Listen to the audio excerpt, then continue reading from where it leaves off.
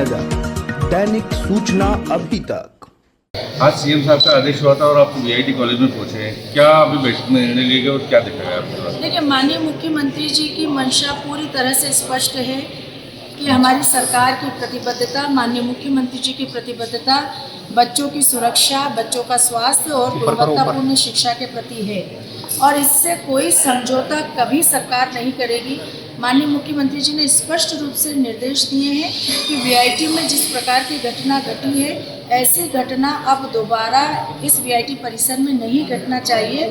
कहाँ चूक हो गई, कहाँ पर कमी हुई, बच्चों की परेशानियाँ, कठिनाइयों की अनदेखी क्यों की गई, इस पर चर्चा की जाए वीआईटी मैनेजमेंट से, उस पर उनका संज्ञान लिया जाए और उनसे पूछा जाए कि क्यों घटना इस प्रकार की घटी, कहाँ आपसे चूक हुई है। आज उसी के तहत प्रभारी मंत्री होने के नाते माननीय मुख्यमंत्री जी के दिशा निर्देश पर इस वीआईटी परिसर में मैं उपस्थित हुई हूँ और मैंने बहुत माइक्रो लेवल पर हर बिंदु पर चर्चा की है, जिसमें ये पाया गया है कि निश्चित रूप से कॉलेज प्रबंधन ने बच्चों की भावनाओं को समझने में कहीं कोई चूक करी है। उनको एहसास ही नहीं था कि ये मामला इतना बड़ा स्वरूप ले लेगा, जिसकी वजह से ये सारी घटना, क्योंकि कई बातें ऐसी सामने आई कि बहुत सारी अफवाहें भी फैली कि इतने बच्चे बीमार हो गए, 600 बच्चे अस्पताल में, ऐसी कोई बात थी ही नहीं। 23 बॉयज़ जो थे वो बीमार थे, 13 गर्ल्स थी जो बीमार थी। 36 बच्चों को कॉलेज प्रबंधन ने समय रहते अपने परिवारों को सौंप दिया था और उसके बाद इन्होंने यहाँ, अगर बच्चों ने ये शिकायत की थी कि यहाँ का भोजन और पेयजल अशुद्ध है, उसकी जांच कॉलेज प्रबंधन ने कराई थी, जिसमें वो सही पाई गई। डॉक्टरों से बच्चों का ट्रीटमेंट कराया था तो डॉक्टरों ने भी पानी और भोजन की वजह से बीमार होना नहीं बताया था। इस दृष्टि से उनका यह कहना था कि कारण कुछ और रहा होगा और हम मानते हैं कि हमको समझने में देरी हो गई। अगर बच्चों की कोई समस्या ऐसी थी, अगर वो हमसे कह रहे थे तो नीचे का हमारे जो अधिकारी हैं, जो जिम्मेदार हैं, उन्होंने ध्यान नहीं दिया।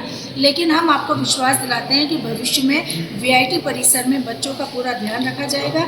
बच्चों को किसी भी प्रकार की कोई भी परेशानी हो, उसका तत्काल संज्ञान लेकर दूर किया जाएगा। प्रोटेस्ट होना एक अलग चीज होती है, लेकिन ये जिस प्रकार से बहाने जलाए गए हैं, ये बहुत बड़ा आक्रोश देखने को मिल रहा है। ये क्या कारण है? जांच का विषय है, ये जांच का विषय है और इसके लिए एक कमेटी गठित हो गई है। जांच में साबित हो जाएगा कि जिस प्रकार से यहाँ पर वाहन जलाए गए, किसने जलाए, किस कारण से जलाए, कौन लोग थे।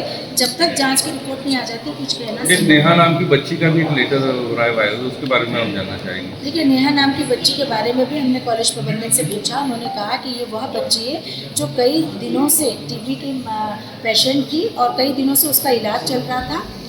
उसकी इस घटना से उसका कोई लेना देना नहीं है। उन्होंने कुछ फीस माफी के लिए भी कहा है, तो कॉलेज प्रबंधन ने उसको स्वीकार किया है और उस बच्ची के पिताजी के कहने पर उसकी फीस को माफ़ कर दिया है।